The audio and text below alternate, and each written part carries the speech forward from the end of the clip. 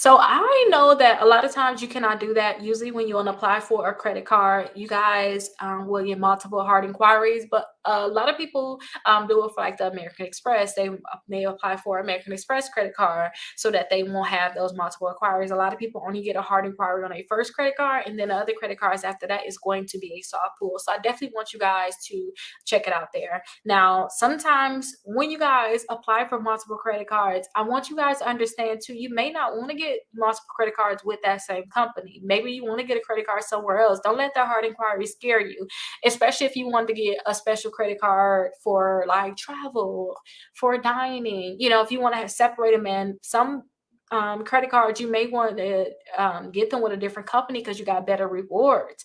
Don't be scared of that hard inquiry. Like, seriously, do not be scared of that hard inquiry. Go ahead and get whatever credit cards you want. But if you want to make sure you can get multiple credit cards that one hard inquiry, then definitely check out the American Express.